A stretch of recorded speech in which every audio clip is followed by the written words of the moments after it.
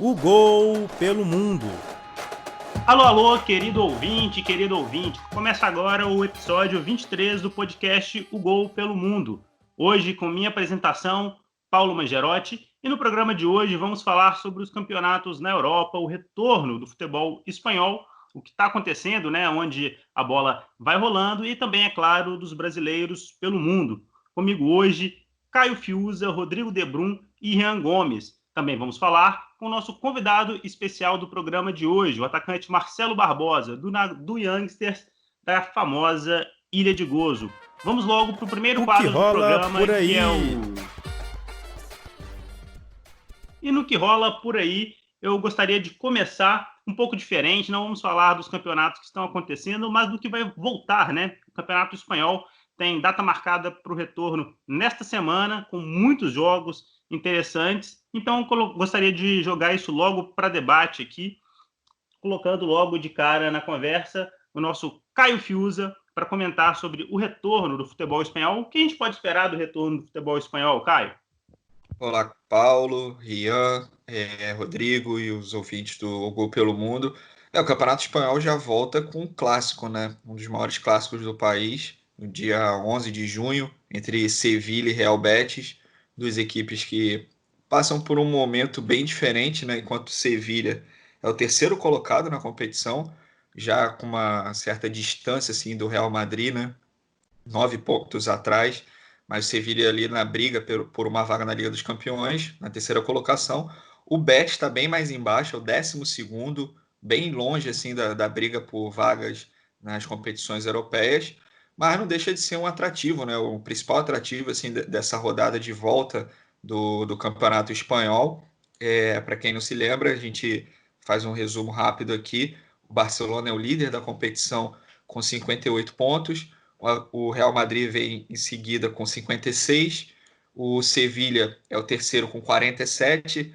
A grande surpresa da competição é o Getafe, que é o quarto colocado com 46. Real Sociedad, quinto colocado, 46. E Atlético de Madrid, sexto colocado, 45. Essas seriam as equipes classificadas para as competições europeias. E lá na parte de baixo, o Espanhol é o lanterna com 20 pontos, Leganés 19º com 23 e o Mallorca 18º com 25. Hoje seriam as equipes rebaixadas. O campeonato tem como artilheiro, não é nenhuma surpresa, o Lionel Messi, e um pouquinho mais atrás o Lionel Messi tem 19 gols, e um pouquinho mais atrás o Karim Benzema com 14 e o Luis Soares com 11. E o Campeonato Espanhol, né, que tem aí 11 rodadas até o final. O que será que pode mudar nisso, né? Quero aproveitar aí para colocar o Rodrigo e o Rian na conversa, tanto nessa briga pelo título, né, de Real e Barcelona, que já está uma briga clara, muito provavelmente não terá outro clube nessa briga, mas até em relação ao Atlético de Madrid, que pode ou não estar alcançando uma Champions League, o Espanhol, que é um clube tradicional brigando contra o rebaixamento, o Celta de Vigo, né, que contou com certo investimento nessa temporada, está ali beirando da zona de rebaixamento. Com 11 rodadas, dá para acontecer muita coisa ainda, Rodrigo? Muita coisa, eu acho que sim, mas como você disse, a briga ali pelo título está definida. O que é interessante para o Barcelona é que eles vão ter o Luis Soares de volta, que é uma peça muito importante. O Messi até declarou que, entre aspas, a parada do coronavírus poderia ser benéfica para o Barcelona, que além de estar jogando, o Barcelona estava jogando mal, né, antes da parada, ainda vai ter esse retorno do Luis Soares. Eu acho que é muito importante. A gente tem que ver aí como que volta o Atlético de Madrid, que esse ano não faz assim um campeonato muito impressionante na Espanha. Eu acho que eles também devem dar uma subida importante, que tem mais elenco, enfim, tem qualidade. E eu acho que é isso. Vamos ver o que vai acontecer entre o Barcelona e o Real. Sobre o Real Madrid, só um destaque também, é a campanha do... que chama a atenção na campanha do clube é o desempenho do Hazard, né? Com só um gol na temporada. Vamos ver se ele ainda joga essa reta final e se ele consegue demonstrar um pouco daquele futebol que ele apresentou no Chelsea, né? Que fez o Real Madrid investir tanto dinheiro assim na contratação dele.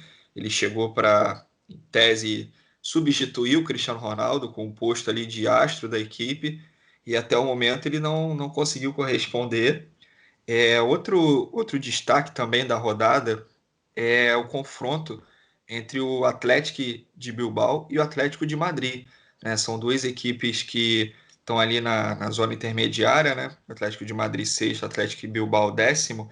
O Atlético de Bilbao teve um período de melhora, tanto é que conseguiu chegar até a final da Copa do Rei. A final da Copa do Rei vai ser contra o arquirrival Real Sociedad. E o Atlético de Madrid vive uma temporada de oscilação, né? Não é aquele desempenho que a gente está acostumado dos últimos anos. Segue sendo uma defesa muito sólida, mas o ataque tem deixado muito a desejar. E por isso, estima-se até que o Atlético de Madrid vá em busca de um atacante para a próxima temporada. Aí o campeonato espanhol, né, tem o seu retorno, mas não tem o retorno da Copa, né? A Copa do Rei, né, onde teremos uma final entre Real Sociedad e Atlético de Bilbao, o clássico basco, né, não tem um retorno marcado ainda, justamente porque seria a primeira vez que esses clubes se encontrariam, né, em um jogo de tal magnitude, e os clubes esperam, né, que essa final aconteça com torcida. Rian Gomes, qual a importância, né, para um clássico desse? É importante, né, contar com a torcida, mas será que dá para pensar nisso a curto prazo? Como que será? Será que lá na Espanha eles vão conseguir segurar essa final para acontecer com torcida de fato? É complicado, né, Paulo? É difícil pensar.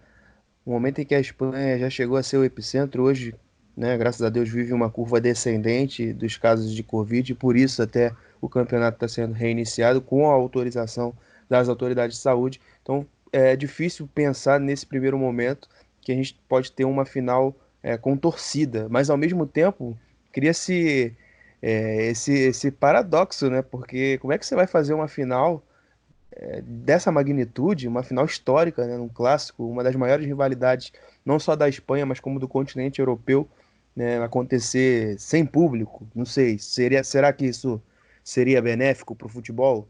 Não sei. Mas acredito que não tem o que fazer nesse momento. Eu acho que tem que aguardar os próximos casos. Já tem muitos países pensando em protocolos para que no próximo mês ou nos próximos meses as partidas voltem a ter o público. Vale destacar que a temporada europeia já está por terminar, tá pela conta do chá, no finalzinho.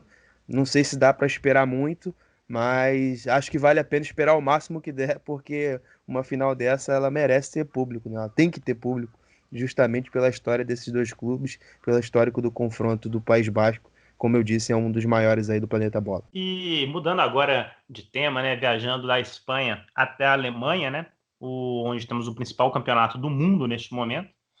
No futebol alemão continua tudo muito parecido, né? O Bayern de Munique ganhando bem, né? O Borussia Dortmund também venceu. A briga lá por baixo continua entre os desesperados, mas o grande jogo certamente foi entre Bayern de Munique e Bayer Leverkusen. E vou aqui imitar o nosso querido Carlos Ramos, que não está conosco hoje. Certamente Caio Fius assistiu esse jogo e gostaria que você trouxesse o seu destaque, Caio, do jogo entre Bayern e Bayer Leverkusen. Eu assisti sim. Acho que o destaque, é até uma coisa que tem sido repetitiva, foi o domínio do Bayern de Munique, né? O Bayer Leverkusen conseguiu jogar bem, conseguiu ter a posse de bola nos primeiros 10, 15 minutos do jogo. E foi até quando conseguiu fazer o gol com o Alário. O Bayer Leverkusen, no restante da partida, sentiu muita falta do Havertz. Foi dominado pelo Bayern de Munique. E o Bayern de Munique é aquela equipe que não se contenta só em estar na frente do placar, mas quer continuar marcando muitos gols. Ficou pressionando a equipe do Leverkusen por grande parte da partida, né? Foi bem superior, merecedor da vitória. Acho que era uma esperança do Borussia Dortmund que o Leverkusen endurecesse o jogo para o Bayern de Munique para diminuir a distância, né? Só que isso não aconteceu e acho que após esse jogo o Bayern de Munique aí sim já garantiu o título, o oitavo título seguido da Bundesliga, porque a esperança era o Leverkusen tirar pontos do Bayern de Munique, o Borussia Mönchengladbach na próxima rodada também tirar pontos, mas mesmo que o Borussia Mönchengladbach tire pontos, a diferença ainda seria em 4 e é muito difícil o Bayern de Munique perder esse título. Eu acredito que já tem 98, 99% de chance de ser campeão. que temporada faz a dupla Lewandowski e Thomas Müller, né? Neste jogo também um dos grandes destaques foi o Goretzka, e eu tô certo que o Rodrigo quer fazer um comentário sobre isso, tô certo? Exato, era isso mesmo que eu queria dizer da dupla. Eu queria destacar primeiro o Miller, né, que ele chegou a 20 assistências nessa temporada. É a mesma marca que o De Bruyne atingiu em 2014 e 2015. Naquela época no Wolfsburg ele também atingiu essas 20 assistências. E o Miller, que já passou dos 30 anos, chega agora a essa marca, é realmente impressionante. E para além do Miller, o Lewandowski chegou a 30 gols, né, na mesma edição da Bundesliga, que era algo que tinha acontecido na temporada 16-17 com o Aubameyang.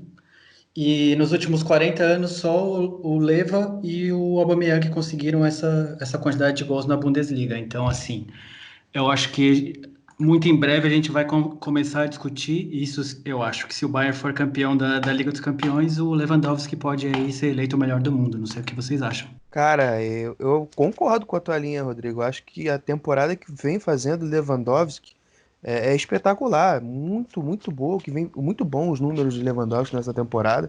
São 44 gols em 38 jogos, uma média de acho que mais de um gol, né, 1,15 por partida. Já superou a melhor temporada dele na carreira, que foi na temporada 2016-2017. Se eu não me engano, ele havia feito 43 gols, então já passou agora com esse gol marcado nesse fim de semana. Então o Lewandowski vai se credenciando sim ao posto de melhor do mundo, pelo que vem fazendo, pela contribuição em campo, né? Porque já virou rotina. Se tem jogo do Bayern de Munique, a gente sabe que tem gol do Lewandowski. Além de ser muito bom em campo, muito bom no TikTok também. O nosso querido amigo Robert Lewandowski vem vivendo uma grande fase aí no futebol alemão e no futebol do mundo inteiro, né? O cara vem se destacando demais.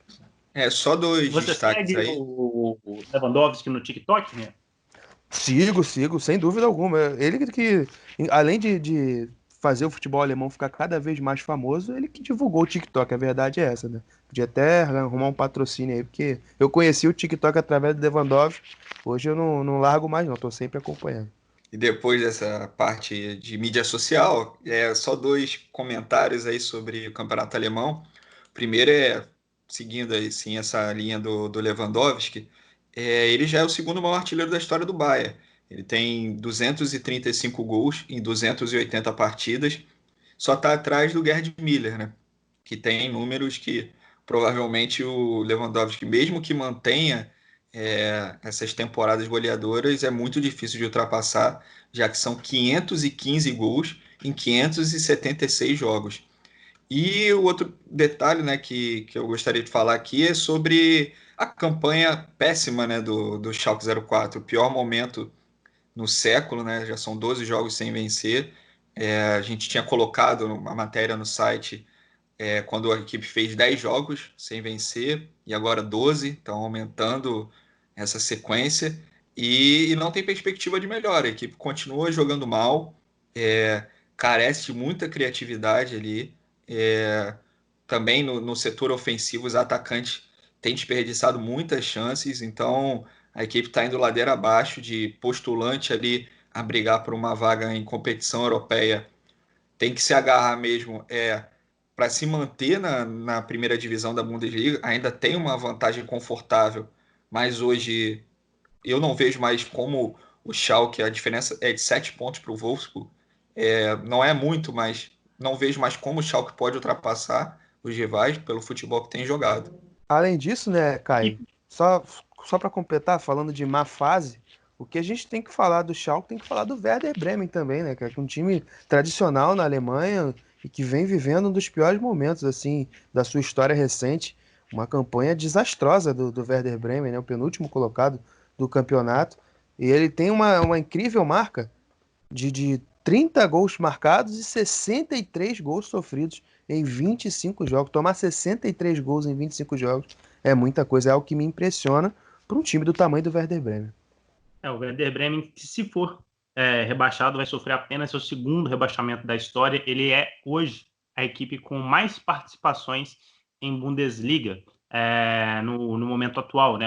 Antes esse título era do Hamburgo, né? O Hamburgo foi rebaixado e permanece na segunda divisão, e o Bayern de Munique não participou das primeiras edições da Bundesliga, por isso o Werder Bremen hoje detém esse título, mas está aí muito próximo de sofrer o segundo rebaixamento de sua história. Ô, Paulo, até bom você ter citado o Hamburgo, porque a chance da gente ter o playoff, né, do rebaixamento entre Werder Bremen e Hamburgo é bem real, porque para o ouvinte que não esteja muito por dentro do campeonato alemão, o 16º colocado, o antepenúltimo, ele disputa um mata-mata com o terceiro colocado da segunda divisão. E hoje o Werder Bremen é o 17º, 3 pontos atrás do Fortuna Düsseldorf, que é o 16º, e que hoje jogaria o playoff. E o Hamburgo é o terceiro colocado da segunda divisão. E o Werder Bremen e o Hamburgo fazem o maior clássico do norte da Alemanha. Então a gente pode ter um jogo bem interessante, 2 jogos bem interessantes ao final da temporada, entre os arquirrivais Werder Bremen e Hamburgo. E para a gente finalizar o que rola por aí, eu gostaria de trazer o retorno, né, do campeonato português, que para quem esperava, acredito que como eu e como praticamente todas as pessoas, né, vitórias de Sporting, Porto e Benfica não aconteceu, né? Acho que uma grande surpresa para todo mundo. E o futebol português voltou na semana passada. O que vocês podem comentar aí sobre essa falha, né, dos grandes que continuam ali com grande vantagem na disputa, mas agora acirradíssima. 60 pontos Porto, 60 pontos Benfica, estão separados ali pelo critério de desempate. O Porto hoje na liderança, mas o Benfica, inclusive, perdeu uma grande chance, né, de assumir a liderança, porque o Porto jogou primeiro e perdeu. Bom, sobre o campeonato português, eu acho que que mais me chamou a atenção foi também uma coisa que foi destaque na Bundesliga, né? Que foi a desatenção assim, de alguns jogadores, alguns gols surgindo de falhas terríveis. O Porto, o primeiro gol marcado pelo Famalicão, foi numa desatenção do goleiro do Porto. Sporting e Vitória de Guimarães também tiveram falhas clamorosas dos goleiros. E sobre o jogo do Benfica, o empate em 0-0 com o Tondela, foi a falta de pontaria dos atacantes do Benfica. O Benfica perdeu um caminhão de gols contra o Tondela. O jogo, na minha opinião, era para ter sido a vitória do Benfica, né? Foi bem melhor que o Tondela, até por conta da diferença técnica. Mas acho que o que fica de mais destaque dessa rodada, a rodada 25 do Campeonato Português, é a desatenção, os jogadores voltando ainda bem. A falta de ritmo, né, de jogo, isso ficou bem evidente nessas partidas do Campeonato Português. E além disso, Caio, a gente teve um episódio triste também, né? Meus amigos da mesa devem ter acompanhado em relação ao Benfica, que deu uma brasileirada total aí na parte negativa depois do empate do Benfica com o Tondela, onde o ônibus que conduzia a delegação do Benfica acabou sendo apedrejado, né? Tivemos até jogadores feridos, né, nessa confusão, Zivkovic, o Weigl que esteve também naquela confusão do Borussia em 2017, ou seja, não é um cara de muita sorte, é a segunda vez que ele acaba sofrendo um atentado de torcedores da sua própria equipe. Então fica aí registrado esse episódio triste que aconteceu no Campeonato Português. Depois, claro, o Benfica não conseguiu alcançar a liderança isolada, tinha uma grande oportunidade contra uma equipe bem pacata do Tondela, mas nada justifica, né, a violência, a agressão, enfim. Fica aqui a minha indignação por conta dessa parte, que é a minoria, a gente sabe que é a minoria, mas é uma minoria que faz um barulho bem ruim para o futebol mundial. E não é o primeiro caso, né, de agressão a jogadores em Lisboa, né? A gente teve algumas temporadas atrás torcedores do Sporting invadindo o centro de treinamento e agredindo os jogadores, né? Até culminou na saída de alguns dos principais atletas da equipe, caso do Rui Patrício, que foi negociado com o Wolverhampton. Então, já é um espaço curto de tempo, né? O segundo caso grave de violência no futebol em Lisboa. E só para completar do Benfica, entre Liga Europa e a Taça de Portugal e a Liga, é o 9º jogo e o Benfica só venceu uma vez nos últimos 9 jogos. Então, a torcida está revoltada porque o Benfica estava ali quase 10 pontos à frente do Porto e a vantagem sumiu. Mas óbvio que foi deplorável a atitude dos torcedores do Benfica, se é que dá para chamar de torcedores. Que é muito raro, né, no campeonato português, quando um clube abre uma vantagem tão grande assim, acaba que é esperado que esse clube acabe como campeão, né, porque existe já um cálculo que Porto e Benfica dificilmente perdem pontos, ou tantos pontos assim, para as outras equipes do campeonato, né? Obviamente tem o Sporting aí no meio, talvez o Braga, mas fora isso, já tem um cálculo que provavelmente eles vão ganhar dessas outras equipes. E aproveitando que a gente está aí no tema do futebol português, eu sei que nós temos um destaque no Brasileiros pelo Mundo sobre isso, então vamos logo para o Brasileiros próximo quadro, que é pelo Mundo.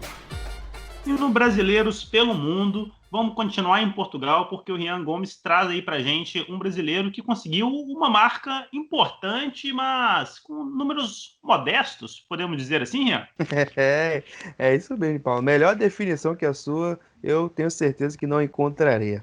Vou falar do nosso querido amigo Douglas Tanque. Quem não conhece Douglas Tanque, a torcida do Corinthians com certeza tem um carinho enorme por esse jogador, até porque ele conquistou a Copa São Paulo pelo Corinthians, depois teve passagens pela Ponte Preta, não foi tão visto no futebol profissional brasileiro, mas hoje vem fazendo história, se é que podemos dizer assim, no futebol de Portugal. Ele que alcançou um feito curioso, mas histórico, à frente da sua equipe, que é o Paços de Ferreira. O Paços de Ferreira que vem de um acesso, né, na temporada passada, venceu a segunda divisão do campeonato português, e temos aí alguns brasileiros nessa equipe, e um deles é o nosso querido amigo Douglas Tanque, que está lá desde 2018, e nesse último final de semana, né, lá no norte de Portugal, ele conseguiu um feito histórico, marcou o gol na vitória por 3-2 sobre o Rio Ave, ele que marcou o seu 21º gol com a camisa do Paços de Ferreira. Tudo bem, tá ok, né? 21 gols, você imagina que é uma marca legal, até porque ele tá lá desde 2018.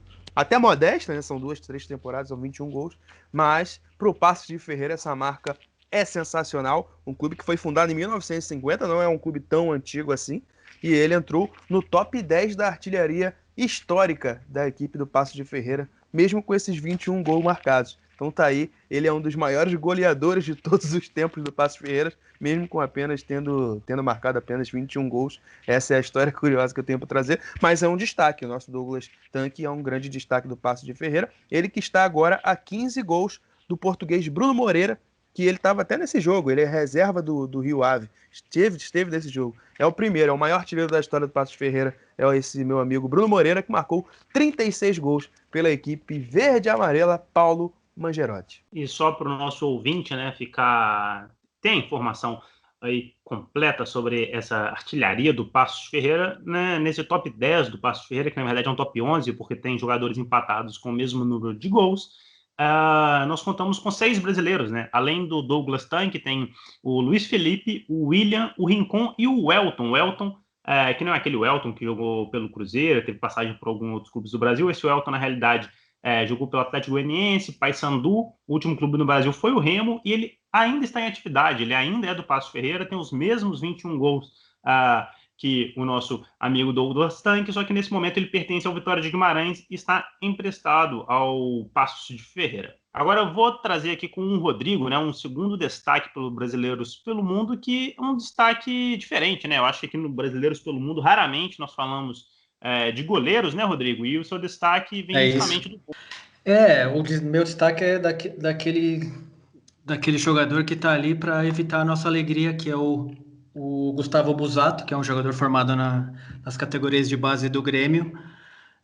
Hoje em dia ele joga no CSKA Sofia da Bulgária, e ele é um dos goleiros ali no futebol europeu que sofreu menos gols nessa temporada. Em 18 jogos que ele entrou em campo, ele sofreu 5 gols.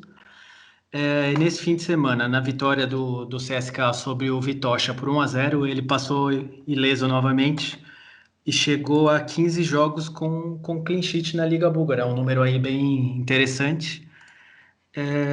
O Busato, que estava nos últimos anos, ele jogou no Ituano, no Sampaio Corrêa, na Aparecidense, então é um goleiro aí que despontou aí na Europa esse ano e está muito bem.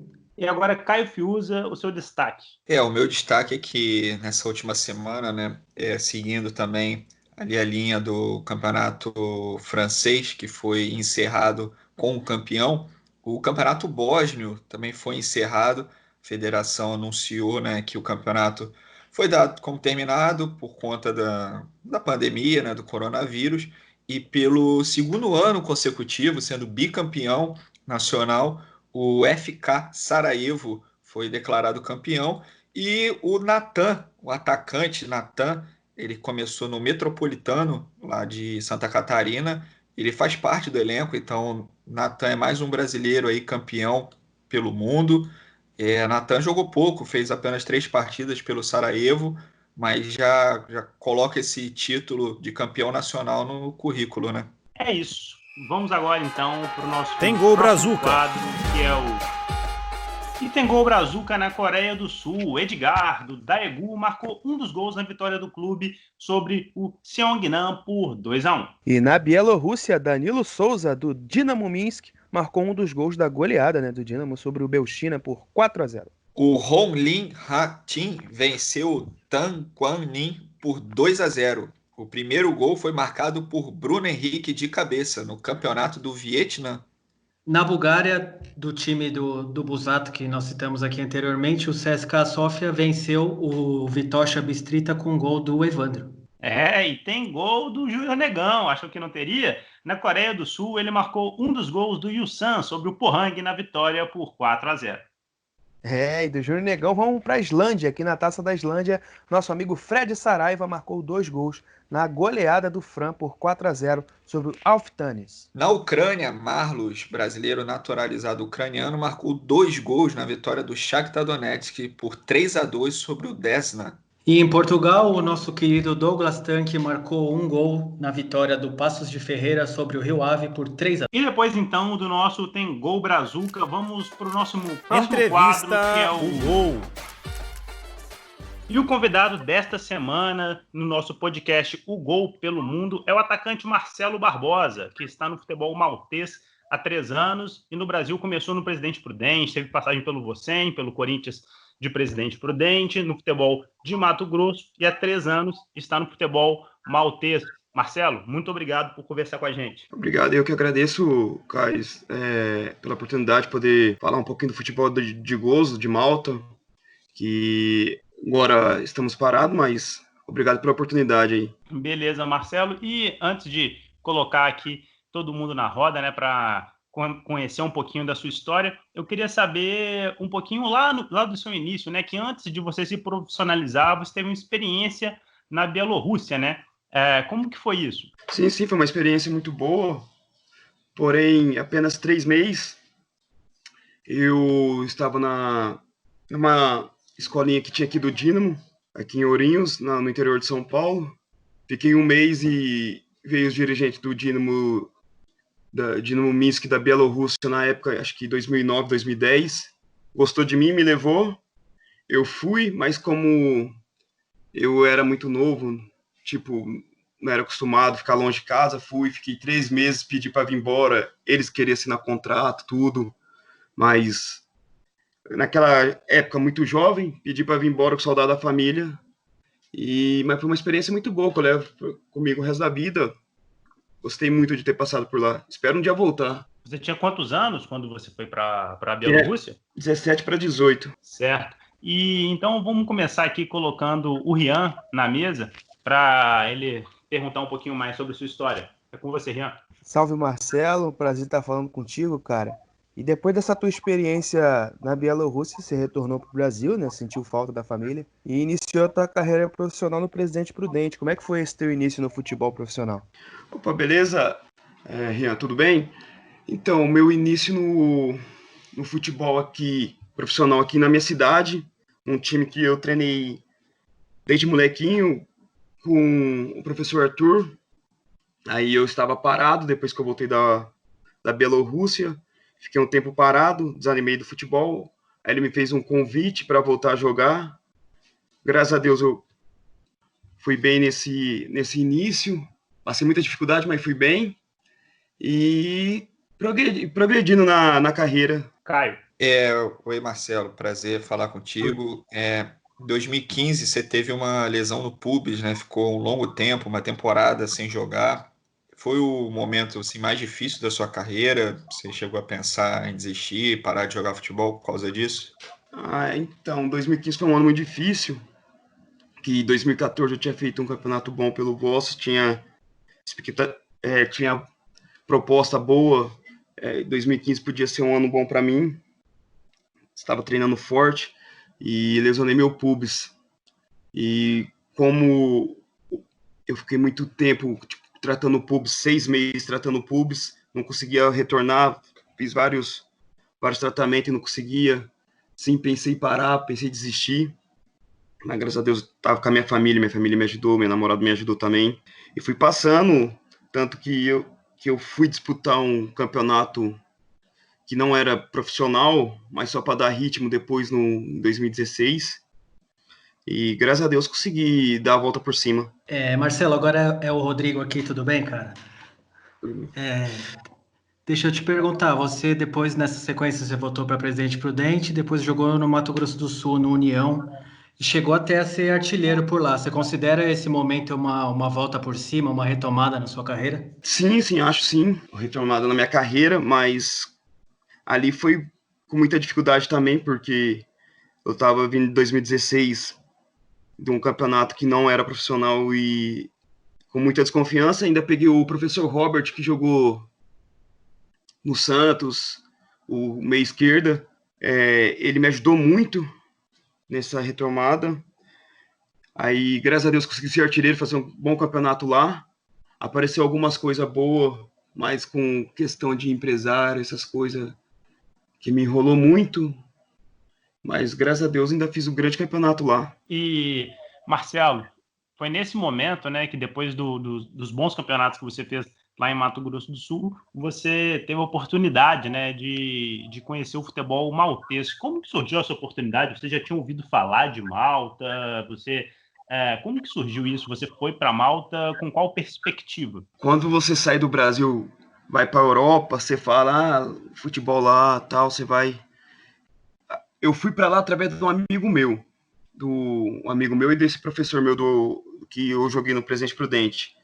Fui com a expectativa muito alta, mas aí você conhece a realidade lá, tipo, você vê o que, tipo, você vai para time pequeno, time que não é considerado grande, você passa muita dificuldade também, igual no Brasil, mas graças a Deus eu consegui dar a volta por cima, cheguei lá no Garby Rangers lá da Ilha de Gozo, um time que é considerado pequeno, e a gente teve muita dificuldade no começo lá. Marcelo, esse teu início, como você falou, foi complicado, mas você conseguiu ter bons números, né? Foram 11 gols em 13 jogos, e o que te credenciou para estar onde você está hoje. Mas eu queria te perguntar sobre essa perspectiva mesmo de brasileiros. Hoje, o campeonato da Ilha de Gozo tem muitos brasileiros, né? Apesar de estar paralisado, mas quando estava em andamento, muitos brasileiros, inclusive na sua equipe e em outras equipes também. Apesar da Ilha de Gozo não ter tanta notoriedade no futebol, tem sido um mercado interessante, né? Emergente para a entrada de muitos brasileiros no continente europeu. Queria que você falasse um pouco sobre isso. Como é que você enxerga essa quantidade de brasileiros? É um país convidativo? É um local convidativo mesmo para o futebol brasileiro? Eles gostam de brasileiros por Ilha de aí? Gozo tem?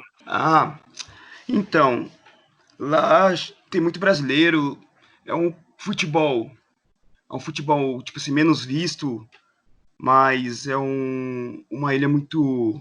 O futebol lá é tipo, é muita pegada, muita força, lá eles gostam de brasileiro, lá o futebol tipo assim, tá crescendo, e para brasileiro que quer uma oportunidade na Europa, chegar lá, fazer um campeonato bom, ir para outra ilha que é do lado de Malta, pegar um time bom, um time maior que joga uma UEFA, uma Champions League pré-eliminatória, que nem o ano passado nós no Nador, o Jefferson Assis, não sei se já falar, tava comigo no Nador, jogou com nós, foi pro Gizira, fez um campeonato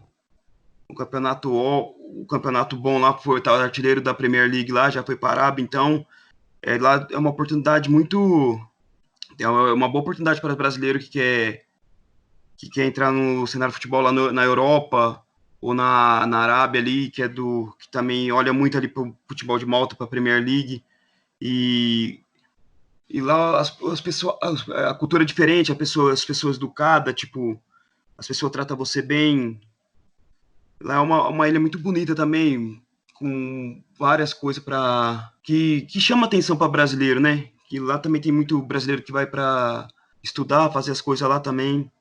Falando agora sobre a parte dentro de campo, né, sobre o campeonato, eu queria que você explicasse para a gente como que é o regulamento, né, do campeonato da Ilha de Gozo e explicar a diferença, se a Ilha de Gozo pertence à Malta, por que que o campeonato é diferente? O campeonato de Gozo funciona assim. São três turnos. Você joga contra o mesmo time 3 vezes. Isso é mal, porque são poucos times lá, né? São acho que 7, 8 times. São 3 turnos. E tem 2 Copas e outra Copa que joga contra os times de Malta.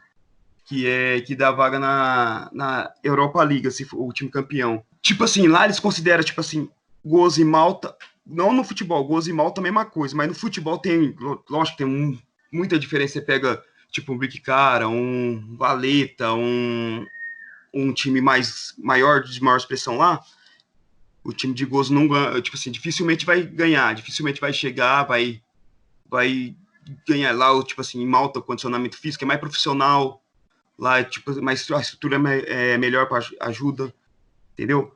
Mas agora, nós pega, tipo assim, que nem nessa Copa, né? Pega um time da segunda divisão de Malta. Os times da Ilha de Gozo já ganha, tipo assim, de 3, de mais gol, então eles estão numa crescente boa. Aí pega um time da intermediária, assim, que fica ali no meio da tabela da Premier, né, já joga de igual para igual, né, já dá para ter jogo de igual para igual. É coisa que o futebol lá tá evoluindo, não tá ficando muito para trás. Isso é bom, porque daqui a uns tempos já quem sabe já não pode, tipo, ganhar essa Copa, ir para uma Europa League, uma classificatória, que nem o Nador esse ano fez uma grande temporada, contratou um treinador que era da seleção de Malta, que era preparador físico, e a gente fez um jogo de igual para igual com o Birkirkara, e o Birkirkara é um grande time lá, né? Perdemos de 1-0 para eles, faltando 1 minuto para acabar o jogo, né? Teve chance de matar o jogo e não matamos, no contra-ataque eles fizeram gol. Então, o futebol lá está evoluindo muito. E Marcelo, para o nosso ouvinte, né, que não conhece o futebol da Ilha de Gozo, ou mesmo o futebol maltês, você consegue fazer para a gente um paralelo aí, mais ou menos, do nível do que você jogou mesmo no Brasil, seja em Mato Grosso do Sul, no caso, né, ou no futebol paulista, o nível mais ou menos parecido assim com alguns lugares que você já tinha atuado antes? Em Gozo, vamos supor, uma Bzinha, que nem fala aqui no estado de São Paulo, que um Campeonato Paulista da 4ª divisão, um pouquinho mais fraco. Essa é a comparação que dá para fazer. Não é eles estão muito atrasados, tipo assim, em estrutura, em esses, tipo assim, você machucou, tipo fisioterapia, esses negócios estão muito atrás. Então, Marcelo, agora sobre a edição desse ano, o campeonato acabou sendo encerrado aí por conta do coronavírus, né? Assim como todos os campeonatos de Malta.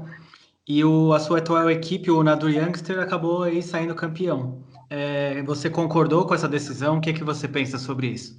eu achei justo, porque nosso time estava a 8 pontos do segundo, e no último jogo que teve lá, eles pegou só o segundo, que foi o Schalke, ele ganhou de 5-0.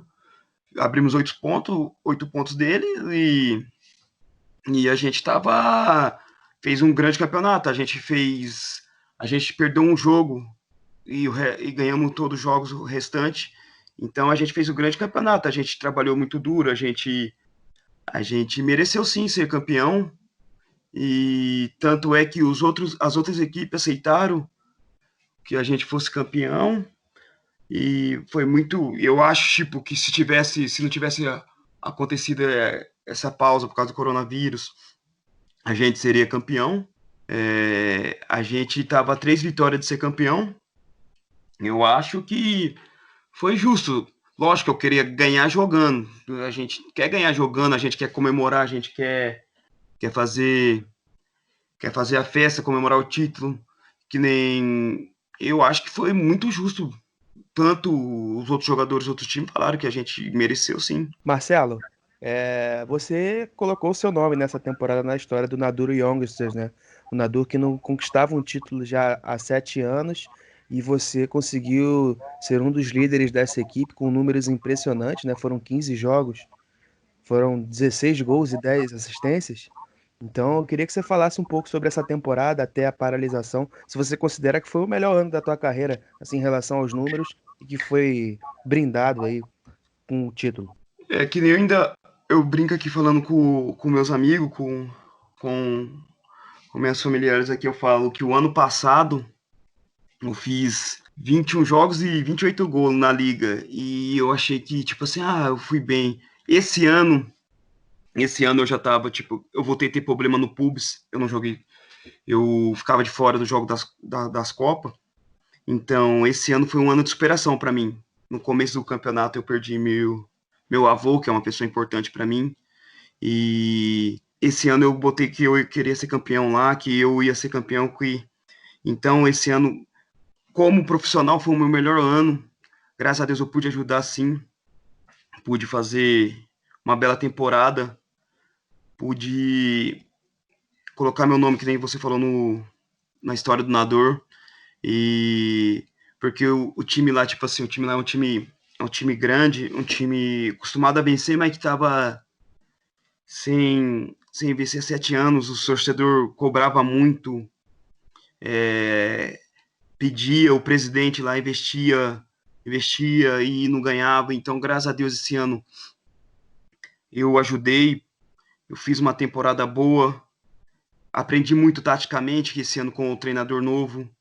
Eu achei que a minha temporada não foi melhor que a do ano passado pelos números, por causa dos gols, mas esse ano eu acho que como atleta, como profissional, eu evolui muito com o treinador, ele me ajudou muito. Então, profissional, tipo assim, evoluindo esse ano me ajudou muito, me ajudou muito, foi um ano de muita superação, muito difícil para mim. Então, eu acho que, pensando tipo assim, eu acho que esse ano foi, como profissional, com fechar com chave de ouro, foi o meu melhor ano, sim. Marcelo, a gente aqui no podcast, a gente sempre acaba perguntando, né, trazendo um pouco sobre a culinária de cada país, trazendo um prato típico da região. Queria que você falasse um pouco sobre isso também, já é uma parte mais descontraída aqui da conversa. O que mais você gostou de comer aí? Se você tem alguma sugestão de alguma culinária aí lá de Malta, ou até mesmo da Ilha de Gozo. Então, lá é muita pasta, muita uns pratos exóticos. Então particularmente eu sou eu não sou muito chegado na culinária de lá, eu particularmente, né? Mas que nem minha namorada vai, elas quer comer as coisas lá tudo, eu vejo os colegas meu brasileiro lá vai e gosta. Eu gosto muito de comer a pizza daqui, a pizza de lá, quer dizer, que é muito diferente da do Brasil. Eu, em parte culinária lá, eles são bem diferentes e eu, particularmente, eu prefiro a culinária do Brasil, né? Mas, para dar uma dica, mas tem brasileiro que outras pessoas vão gostar. Eu, particularmente, gosto do Brasil.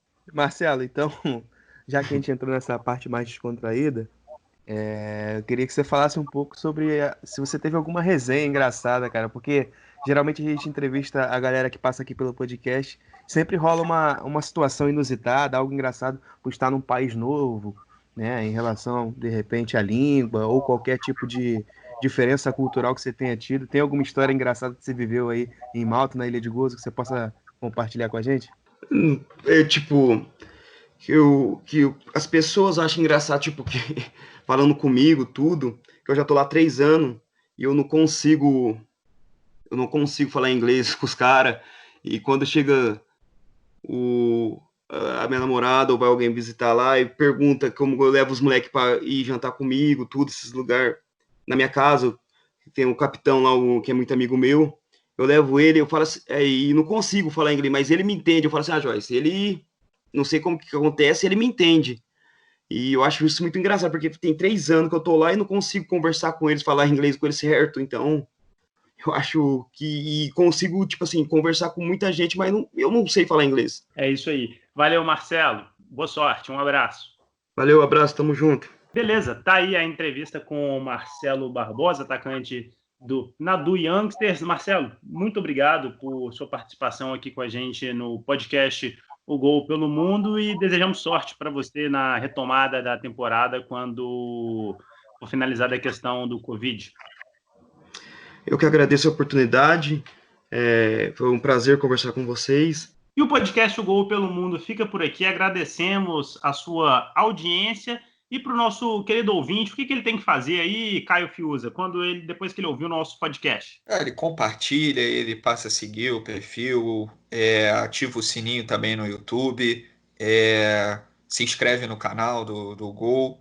Então tem várias formas aí de continuar acompanhando os brasileiros pelo mundo, né? E um pouco mais de futebol internacional. É isso, ficamos por aqui. Semana que vem, certamente, com o retorno da apresentação do nosso querido Carlos Ramos. O Gol pelo Mundo.